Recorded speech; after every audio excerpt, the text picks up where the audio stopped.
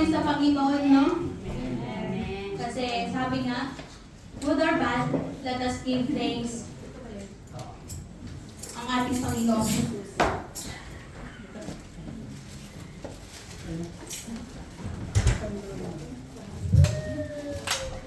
Praise the name of the Lord. Na napakabuti niya sa bawat isa sa atin, no? And anuman yung meron kinabukasan, ibinibigay na natin yung sa Kanya, di po ba? Amen. At huwag tayo magkasakop sa anumang takot dahil ang takot ay mga to ay hindi nagmumula sa ating Diyos. Amen? So, ang ating topic for today is about bear fruit. Ang sabi po dito sa John chapter 15 verses 1 to 5, basahin po natin. The true vine. I am the true vine, and my Father is the vine dresser.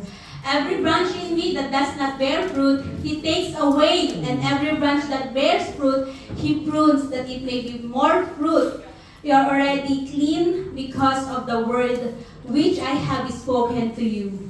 Abide in me, and I in you, as the branch cannot bear fruit of itself, unless it abides in the vine. Neither can you unless you abide in me. I am the vine, and you are the branches. He who abides in me, and I in him, bears much fruit, for without me you can do nothing. Let us pray. Hallelujah, Father God. Hallelujah, Jesus. Lord, we pray, O Lord, O God, hallelujah, na yung banal na Espiritu ang siyang dumaloy, Panginoon, sa aming kalagitnaan, O Diyos. We pray, O Lord God, for your heavenly wisdom and knowledge, Lord. At itago niyo nga po ako, Panginoon, sa iyong presensya, O Lord, O God, na yung mga salita mo lamang, O Diyos, ang siyang mamumutawi sa aking mga labi, O Lord God. At anuman po ang gusto niyo parating sa bawat isa po sa amin, O Lord. Mangusap ka nga po, O Diyos, sa bawat isa, O Lord, O God, hallelujah. At kayo nga po, O Diyos, ang magbigay sa kanila ng kalakasan para matugunan, Panginoon, ang bawat pagkatawag ng bawat isa sa amin, O Lord Jesus. When trust, Panginoon, itong mga salita na aming pag-aaral at pagbubulay-bulayan sa hapon na to, Panginoon, kayo nga po ang siyang maitaas, ang maitakila, at maghari sa bawat isa sa amin, O Lord, O God, sa araw na ito, sa oras na to, Panginoon. At binibigay ko na po sa inyo ang lahat ng kapurihan at pagsamba sa iyong dakilang pangalan, O Diyos, in Jesus' name. Amen. Hallelujah. So, sabi po dito, ating pong sa barefoot, di po ba? Ating po munang kilalanin yung kung sino yung nagsulat ng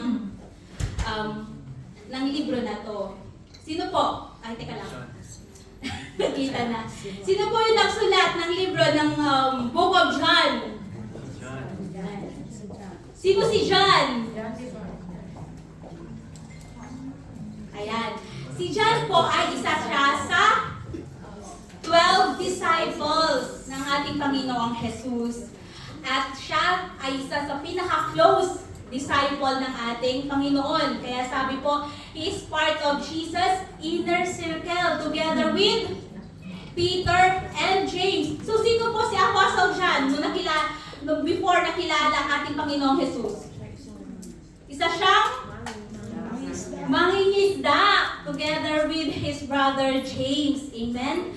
So, as part of Jesus' inner circle, dito na-witness po nila yung mga momentum, yung mga moments with Jesus Christ. Di po ba katulad nung raising of Jairus' daughter, yung transfiguration nung nag-ibangan yung ating Panginoong Jesus while he's on the mount, and also in the Garden of Gethsemane.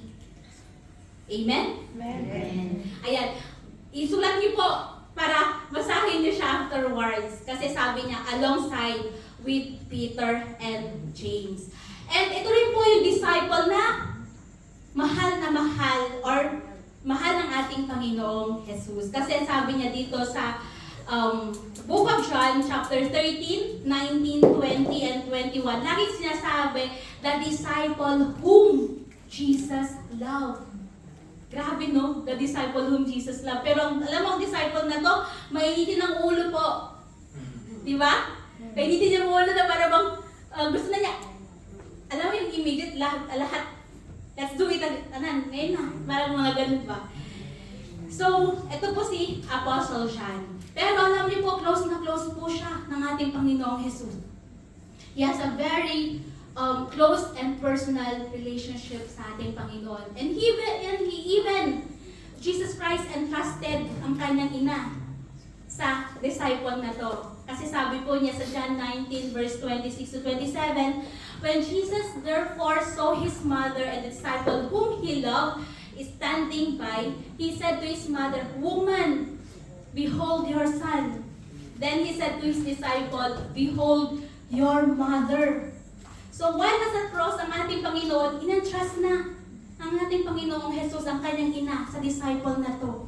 Kaya nga sabi niya, and from that hour, that disciple took her to his own home.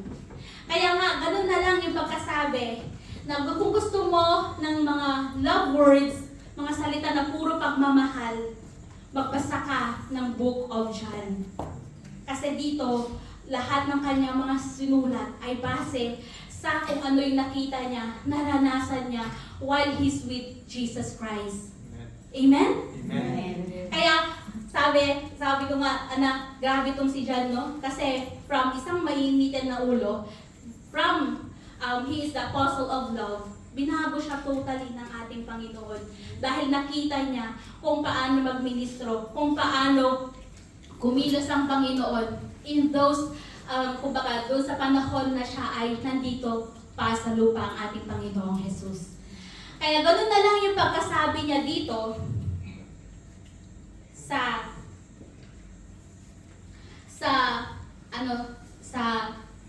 John 15 verse 1 to 1 to 5 na sabi niya is sabi ng ating nung sinulat ito ni John na sabi ng ating Panginoong Jesus that I am the true vine and my Father is the vine dresser. Amen? So ating tatalakayin sa araw na to kung paano nga ba mamunga, kasi sabi nga dito, I am the vine and you are the branches, and he who abides in me and I in him bears much fruits. Amen? Kaya ating alamin muna kung paano ba magpatubo or paano ba magpalaki ng isang plant-bearing fruit. Sabi po dito, lahat naman po tayo mga plantita, no? Plantita, plantito, alam natin kung paano magpabuhay ng mga halaman, di ba? Sabi dito, dapat muna ay itanim natin ang mga seed, di po ba? And then, siguro mga 1 to 2 days or good for within a week, tutubo na siya, mag-i-sprout na siya, di ba? And mag-grow na siya. Ayan, no? Yung picture, alam mo, red light. And then, naging mature tree na siya. And then, nag-produce na siya ng mga flowers. And ang mga flowers na to, na-pollinate na, kaya mayroon na siyang bunga. And then, nahilog yung mga bunga na to at ginagawa nating seeds para sa susunod may itatanim ulit tayo, di po ba? So, in a Christian life, in a spiritual life, kung ibabasa natin yung buhay natin as a seed, di po ba galing tayo sa isang seed din? Amen. Amen? Amen. Amen po ba? Na itong seed na to, nung naka-receive tayo, ito ay ating itinanim. Itong seed na to, nung naitanim na siya at nagpapatuloy tayo, ito ay nag-sprout, nagsimula na. At dahil patuloy ka pa rin na nakikinig ng kanyang mga salita, nagpapatuloy ka pa rin na nagka-attend or gumagawa ng kanyang mga salita. Ito ay tumubo ng tumubo hanggang lumaki na siya. Di mo na mamalayan yung buhay mo nang dahil lang sa simpleng pag-attend mo or pag-attend mo sa simbahan, pag-attend mo sa Bible study, ay yung isang buto na yon, nung tinanim mo, umusbong na siya ng umusbong hanggang ikaw ay namunga na. Amen? Sabi mo, ako yun. Di ba? Ikaw ba yun? Amen po ba? Amen. Ako yun, sabihin natin. Kasi galing na tayo isang buto lang na tinamnan ng salita ng ating Panginoon. And the moment na tayo ay naitanim na sa salita ng ating Panginoon at nagpapatuloy, tayo ay katulad din ng mga puno na to na mamumunga. Amen? Hallelujah. And as we continue to grow and to bear fruit, ano ba yung gustong i-imply? Or ano ba yung gustong iparating ng ating Panginoon sa kanyang salita na, I am the true vine. Amen? Sabi dito, I am the true vine and my Father is the vine dresser. Amen. So dito sabi po is, alamin natin kung bakit niya sinabi that He's the true vine and the Father is the vine dresser. Sabi po dito is, yung vine daw po is a plant that grows by climbing or spreading. And yung vine daw po is produces fruit like grapes. Ano ba yung mga vines na kilala natin? Hindi yung mga pang-ornamental na vines. Yung plant-bearing na vines. Amen? And itong vine na daw po is stays alive through its connection to the main stem. So ating pag-aaralan kung sino ba yung source of our fruitfulness. Kung bakit tayo fruitful. So, hirap pala no? Na ikaw yung may parang sarap na lang. Next ate. Nasa learn mo sa next ate. Ayan. So, sabi po dito na when Jesus calls Himself the true vine, meaning siya po yung perfect or true source, ultimate source ng buhay natin at connection natin sa ating Panginoong Jesus. Amen? Amen. Hallelujah. Na siyang nagbibigay sa atin na kaya tayo ay lumalaki, lumalago at namumunga. Amen? And, teka lang, tama ba? Ay, sa susunod na.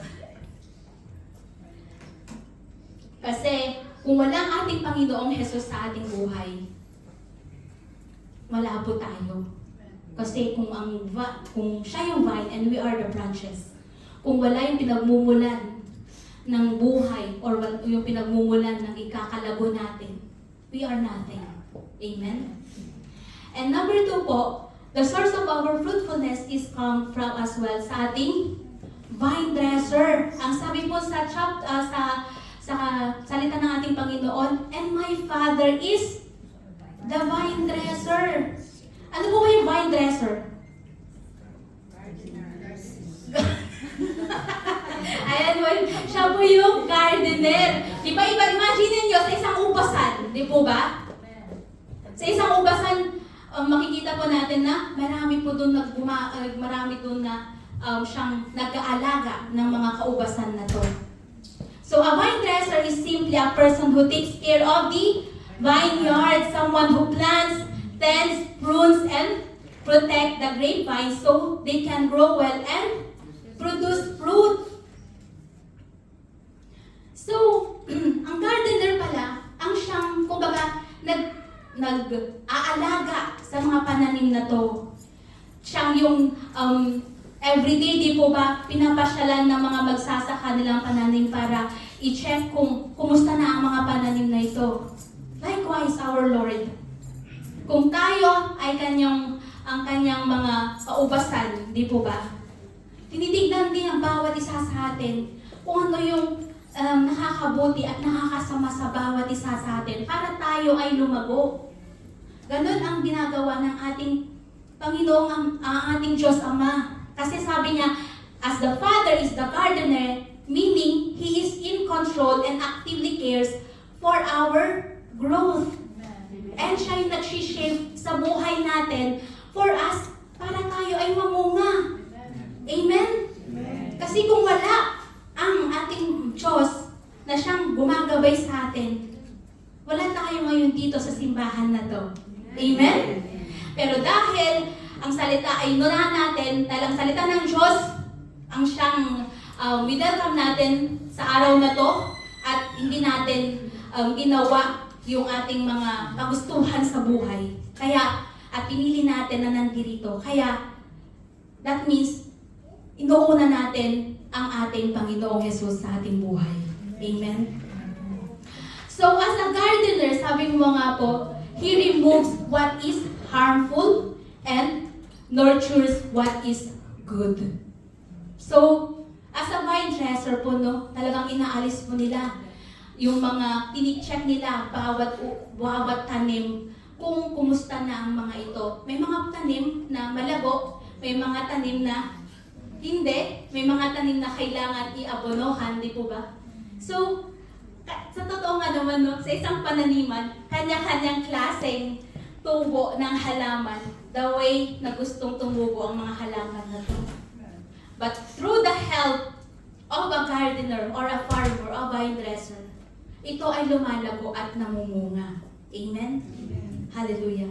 So, sabi ko nga dito is, as the Father is the gardener, na He actively cares for our growth and shaping our lives, we are shaped also for fruitfulness. Kasi sabi po dito sa John chapter 15 verse 2, every branch in me that does not bear fruit, He takes away. And every branch that bears fruit, He prunes that it may bear more fruit. So for us na, sabi nga, na mamunga, may kailangan gawin. Amen? Kasi if God is the vine dresser, and Jesus is the vine, and we are the branches, para tayong mga branches ay lumago, at para tayong lumago, may kailangan gawin. And this is to staying connected doon sa vine, sa ating Panginoong Jesus. Kilala ba natin yung vine natin? Yes. Baka sabi mo, hindi, ako yung vine. No. Ang vine po ang ating Panginoong Jesus na siyang pinagmumulan ng ating buhay. Amen? Because a branch cannot grow or produce fruits on its own. It must stay attached to the vine. Kaya kung attached ka sa ating vine, that means nag-aapoy. Alam mo, naglulumi. Ano yung heart ko natin is talagang unstoppable siya, di po ba? Na parang gusto mo everyday is nasa presensya ka ng ating Panginoon. Amen? So by staying connected to the vine, sabi dito, a branch, this means that staying connected to Jesus Christ through prayer, through our faith, and through our obedience. Amen? Number 2, we are shaped for fruitfulness by God's pruning. Ito yung pinakamasakit na part. Because as God is the gardener, He removes what hinders our growth. Di ba? Parang, no Lord, okay na ako dito eh. Alam mo yung ganun? Parang dito ako mas comfortable. Pwede bang dito lang ako? Di ba? Pero sabi, kung that means, hindi ka naka-abide doon sa vine. Naka-abide ka sa sarili mong will. Because if you want to be fruitful, willing tayo na magpahubog sa ating Panginoon. Amen? And through this God's pruning, naaalis yung mga bad habits natin, yung mga distractions natin, yung mga wrong attitudes natin, and anything na mag-i-slow yung ating spiritual growth. Kasi alam mo, yung mga, kung tayo ay nakakarinig ng salita ng ating Panginoon against sa atin, let us assess ourselves. Kasi may gustong iparating sa atin ng ating Panginoon. And this is God's way to us na i-remind tayo na anak, ayaw ko nito. Anak, alisin mo to sa buhay mo dahil hindi ka mamumunga. Anak, magpatuloy ka. Huwag kang a-absent sa Bible study. Huwag kang a-absent sa Sunday service. Kasi makakaligtaan mo yung salita ng ating Panginoon. Amen? Yung mga bad habits natin, ano bang mga to? Diba yung buhay natin na minsan, Lord, ang sarap ng ganda ng pinapanood ko. Pwede bang di mo na ako mag-join? Diba?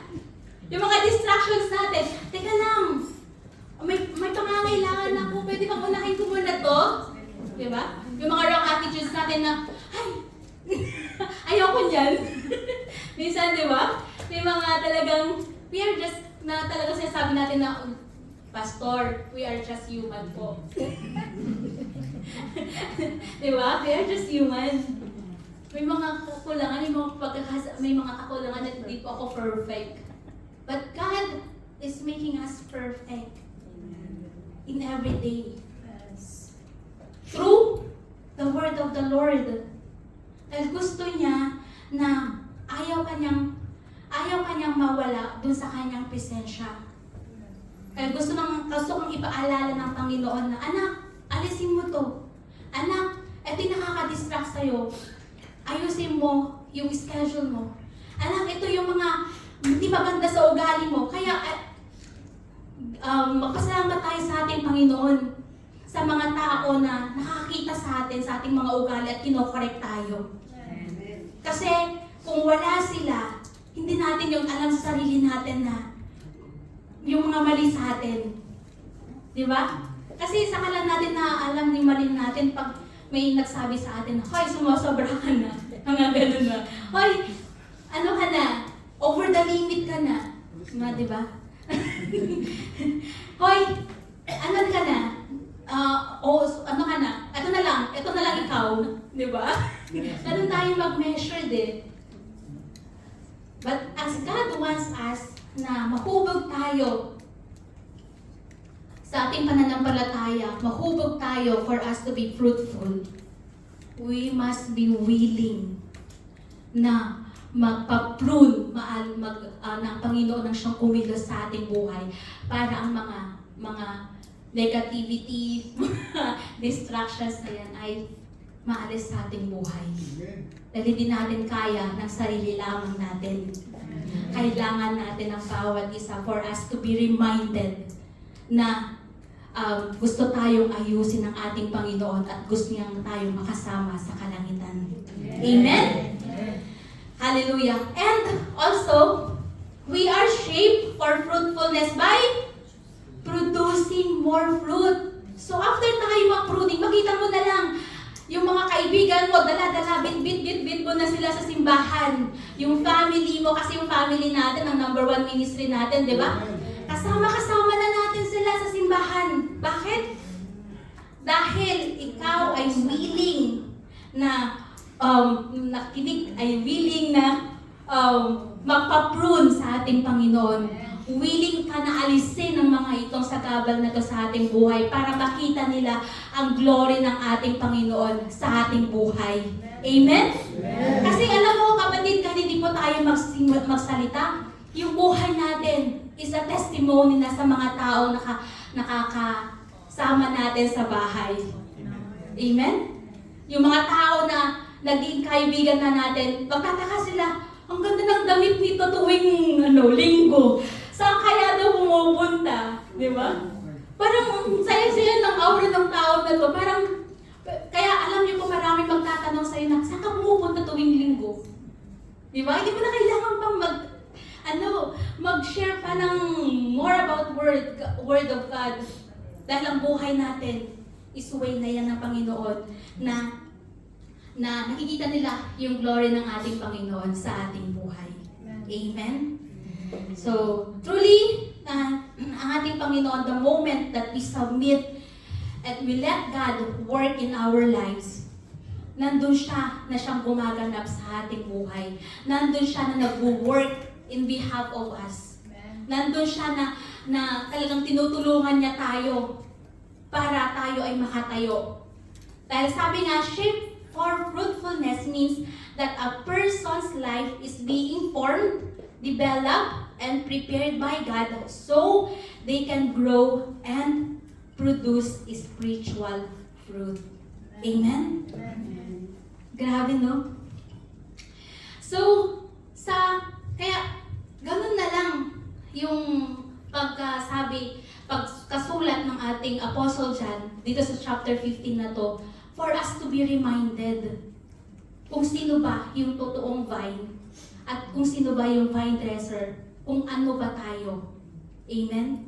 Because we are the branches, we are the branch, Jesus is the vine, and the vine dresser is our Lord God. Amen? Our God the Father. So, sabi po dito, as we become more spiritually mature and productive, let us, ating pag-aralan naman natin yung secret of fruitfulness. Grabe, may secret pala yung fruitfulness. So, ano ba yung gusto niyang ipabatid sa atin? Sa kanyang salita na to sa John 15. Sabi po dito sa John 15:4, abide in me, and I in you. As the branch cannot bear fruit of itself unless it abides in the vine, neither can you or unless you abide in me.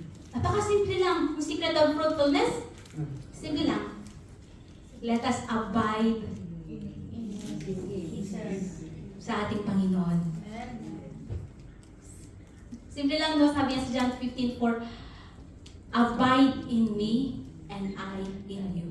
So, kung tayo ay mag-abide sa ating Panginoon, we know na hindi tayo iiwan, hindi tayo pababayaan ng ating Diyos. Amen po ba? Yes! Kasi, kung ang siyang nagbigay sa atin ng buhay, at siya'y nag-aayos ng ating buhay, and whatever, kung ano man yung mga future na yan, whatever future ahead of us, He already planned accordingly. All we need to do is to abide in the Lord. Kasi kung nag-abide tayo sa ating Panginoon, He is also with us. Kasi sabi niya yan, salita ng ating Panginoon, no? Abide in me and I in you. So kung mag-abide tayo sa ating Panginoon, the Spirit of the Lord is with us. Yes. Amen? So kung buhay ang Espiritu ng ating Panginoon sa ating buhay, He always leads us into His pasture land. Amen? Amen? So kung nag-abide tayo doon sa salita ng ating Panginoon, we know na ang ating Panginoon ang siyang gumagabay sa atin in every decisions that we make, in every situation that we are facing sa araw-araw, sa mga akala natin wala nang hope. But as we put our hope unto the Lord, makikita mo kung paano kumilos ang ating Diyos. Na hindi Kanya pagkukulangin, hindi Kanya iiwan. Kaya yung mga nagtatanong, nasaan ang Diyos? Maybe, kumbaga kailangan mong mag-search thoroughly. Kailangan mong isurrender yung buhay mo mightily sa ating Panginoon for you to experience yung tremendous blessings and abundance ng ating Panginoon.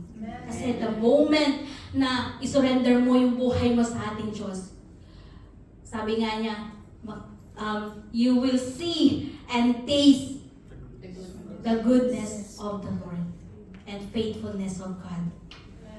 Makikita mo na lang, you're from nothing to blessing.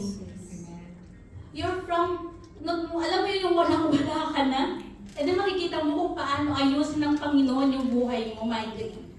So, ito lang yung secret kung paano tayo mamunga. And this is to abide in the Lord. Abide in me and I in you. So, sabi nga po niyan is, let us abide in Him daily. Amen? Because abiding in the Lord daily, nandoon yung, alam mo yung everyday na problema, ay hindi kapatid, tatawanan mo na lang yung problema kasi alam mo ang Panginoon ay ang siyang tutulong sa atin. Hindi naman yung fully surrender na, Lord, yung problema ko, agad-agad tutulong. Bibigyan ka po niya kapatid ng wisdom kung paano yun gawin. As as long as you are willing na makinig sa kanyang salita. Amen? So, let us abide in Him daily. Sabi nga sa John 4:15, di ba? Abide in me, and I in you, as the branch cannot bear fruit of itself unless it abides in the vine. Neither can you unless you abide in me. Yan na, napaka-well. Neither can you unless you abide in me. So, as we abide in the Lord, makikita mo na lang, kapatid, na yung problema mo na yun or yung sitwasyon mo na yun, rini-resolve na ng ating Panginoon dahil sa patuloy mo na pag-abide sa Kanya, patuloy mo na pag-pray sa Kanya, patuloy mo na panaliksik, mananaliksik sa Kanyang mga salita. Amen? So, ayun, let us abide in Him daily. B, sabi ko dito is, believe and depend on Him. Kasi sabi nga sa John 15 verse 5, I am the vine, and you are the branches, and he who abides in me, and I in him, bears much fruit. For without me, you can do nothing. Amen? For without Jesus sa ating buhay, we cannot do nothing. Paulit-ulit lang tayo doon sa cycle ng problema natin. Bakit? Dahil hindi tayo nagtitiwala at dumidepende sa ating Panginoon. We are depending in our own strength, not in our God. Because the moment that you cast everything at the feet of Jesus, yung mga problema natin, makikita mo na lang kung paano ayusin ng Panginoon from glory to glory. Amen? Nandun yung, what God wants from us is our na maging kumbaga na mag-depend tayo sa Kanya, na mag-rely tayo sa Kanya, not in our own wisdom, not in our own strength, not in our own ability, but into God alone.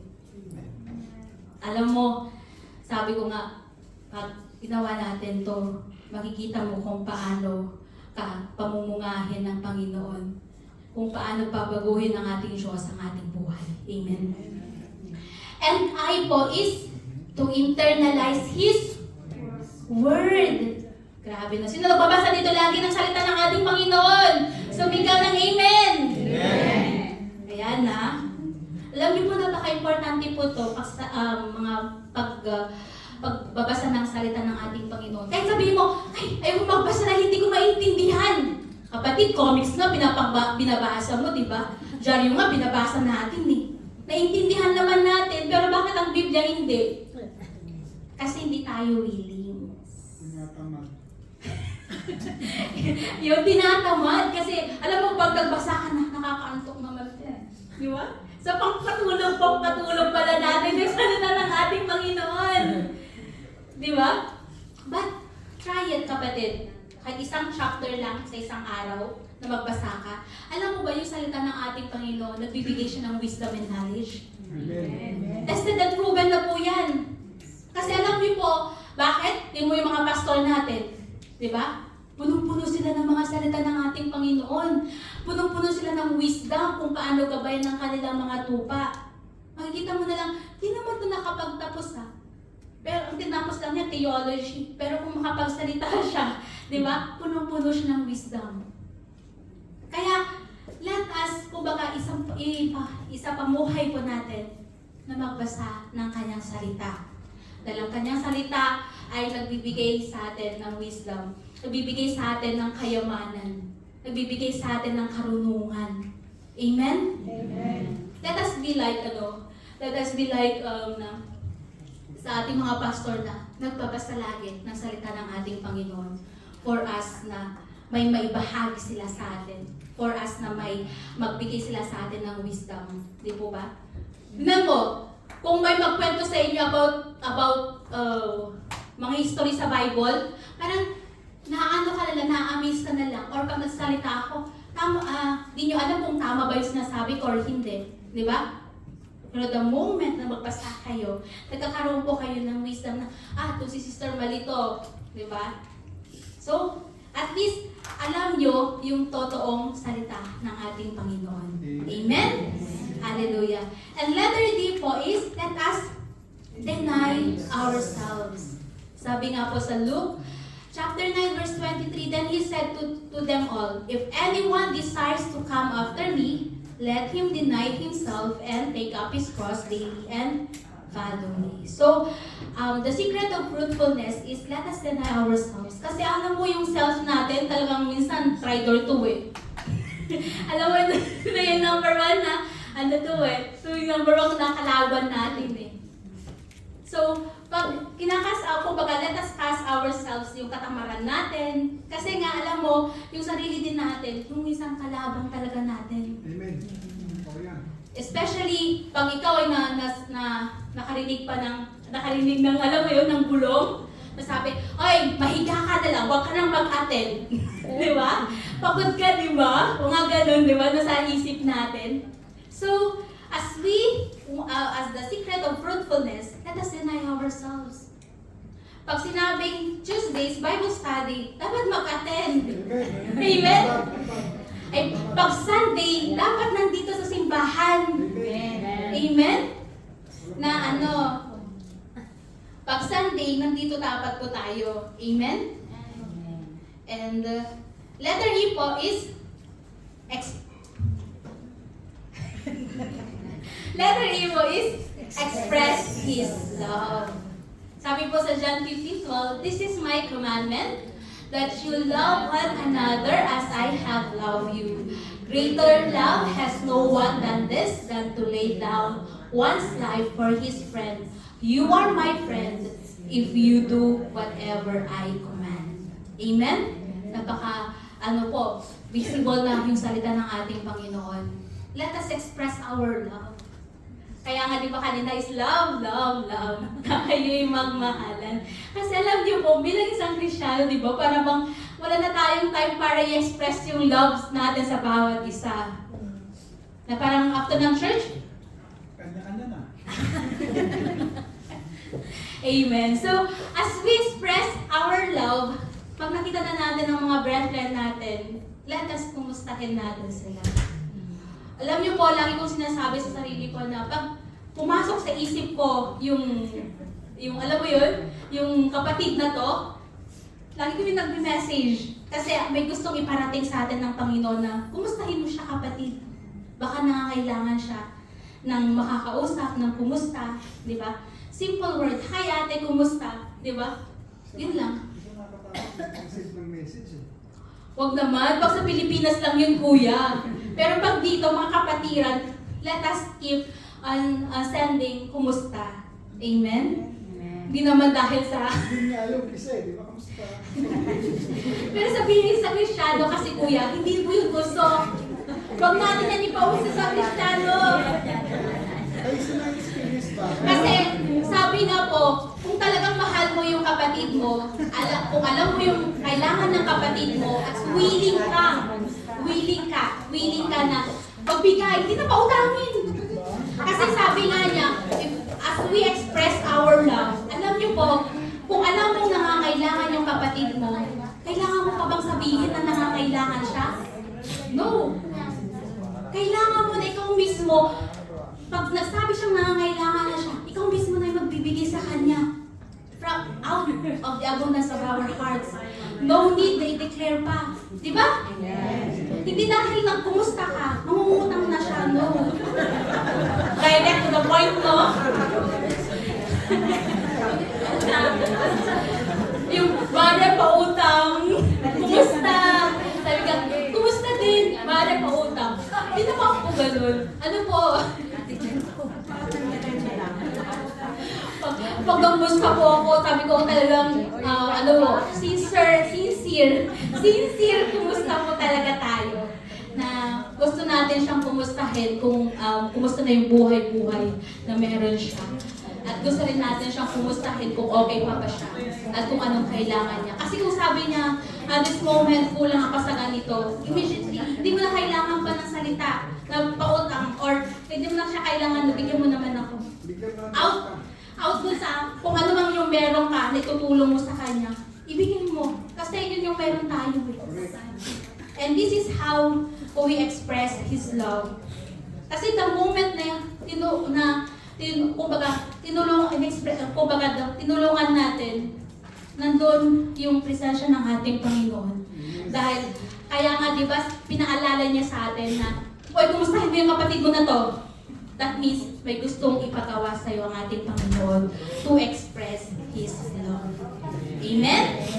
Ayan na, nagkakaintindihan po tayo, Grabe itong express His love. Hindi dahil na kumusta ka, kumusta mare, pautak. Amen? So, Medyo marami na utang sa iyo, mga. uy, wala pong papautang pa sa inyo. Pusa po kayo sa bahay, papakainin ko po na lang po kayo. Papakainin ko po kayo. No worries yan. Sabi ko nga, yun po yung kaya kong i-offer. Di ba? So, eto na. Conclusion. Ang bilis ko po, no? Conclusion na po tayo. Ay, teka lang, wag yan. Ay, ako na po kasi may hawak ng di po kita, remote. Ayan. So, conclusion po. As we are, alam na po natin yung process, yung source, and kung bakit po tayo na-shape, and yung secret po of fruitfulness. Now, yung result naman of fruitfulness. Sabi po dito sa John 15 verse 5, "I am the vine, and you are the branches, and he who abides in me and I in him bears much fruit. For without me, you can do nothing." It's already been clearly stated, "He who abides in me and I in him bears much fruit." So hindi ka na lang isang namumunga, kundi mas marami ka pang bunga. Amen? Ang mga bunga na to, alam mo yun, yung mga bunga na to na magkaroon ka na ng patience, ng love, ng self-control. Alam mo yung fruit of the Spirit? Amen. Yan na po yun, yung strength, yung ability na mag-share ng salita ng ating Panginoon, everything. Kasi sabi nga, "He who abides in me and I in him bears much fruit." So hindi ka na lang namunga, kundi marami ka ng bunga. Amen? Kasi sabi po, a life that na meron na tayong buhay na nagkakaroon ng maraming bunga. And a life that produces visible spiritual fruit. Kung dati pala mura, ngayon hindi na. Isa ka ng namumunga. Isa ka ng punong-puno ng pasensya. Amen. And sabi dito is a life that remains deeply connected to Christ. And a life that depends fully on Him. So ito po yung results ng fruitfulness. Pero may warning. Ayan po Sabi po to sa John 15:6, "If anyone does not abide in me, he is cast out as a branch and is withered. And they gather them and throw them into the fire, and they are burned." Wag natin hayaan na yung bunga natin as a branch is mawala tayo dun sa vine. Huwag mabulok mo mga. Oo. Kasi para tayong mabulok lang, hanggang panggatong lang tayo. Instead na mamumunga tayo, hindi. Panggatong. Willing ka ba? Gusto mo bang panggatong ka lang? Di ba hindi? Gusto natin yung maraming bunga. Amen? So, as a branch, di po ba, let us keep, and stay connected to the vine. Kasi, alam niyo po, alam niyo po ito po, may istorya ako sa Bible. Alam niyo po nung napadaan ng ating Panginoong Jesus, may nakita siyang fig tree. Di ba? Sabi niya, itong fig tree na to, dapat mamumunga na to eh. Kaya lang nung dumaan siya, walang bunga. Sabi niya to sa fig tree na to, dahil gutom na gutom ang ating Panginoon. Dahil hindi ka pa mamumunga, Puputulin ka na. alam mo yung, i-uproot, di ba ka na? Oo, i-uproot kita. Dahil hindi mo deserve na mabuhay pa. Pero sabi niya daw, bunuhan mo na. So, ito yung po yung story ng a fig tree. So, let us not be like a fig tree na dapat kung panahon mo na mamunga, dapat mamumunga na po tayo. Di mo na kailangan na utusan, di mo na kailangan na sabihan. But you yourself know that you already been ripened and ready to bear. Na you already ready to bear fruit. At dahil ready ka na, dapat willing ka na mamunga. Amen. Dahil pagpunta ng ating Panginoon at wala ka ni isang bunga, Tapos ka. it's your accountability sa ating Panginoon. So that is a warning. That is a branches. Let us keep or stay connected doon sa vine natin. Let us be willing na magpa-prune doon sa vine dresser natin. Because we will be thrown away. Amen? This is just a reminder for us na bilang isang Kristiyano, yung buhay natin is already God designed for us na mamunga. Amen. Amen? And let us not be like this fig tree na nung oras na at tiempo na ng kanyang pamumunga ay wala kahit isang bunga ang nakita sa kanya. Kumbaga inaprot yun ng ating Panginoon and He cast out and throw it into the pit of fire. Dahil wala kang silbi, wala kang gamit-gamit. That because you must bear fruit. Amen. And this fruit shall remain. Amen? So, it's just a reminder for us na as we kumbaga, na naka-receive na ng ating Panginoon, naka-receive na ng salita ng ating Panginoon, na magpatuloy yung buhay natin na mamunga at patuloy na namumunga dahil yun ang gustong gawin, dahil yun ang gustong ipabatid sa atin ng salita na ito na at ipaalala sa atin kung sino yung vine, kung sino yung vine dresser, at kung sino yung branch. Amen. Because apart, kung tayo ay madi-disconnect sa vine, hindi tayo mamumunga. Kaya kapatid, lagi niyong alalahanin na lagi tayong mag-join sa mga Bible studies natin and to our Sunday worship dahil dito ay natatamnan tayo ng salita ng ating Panginoon and for us to be reminded dun sa mga mission ng bawat isa sa atin. So let us stand po and let us pray. Hallelujah, Father God. Hallelujah, Jesus.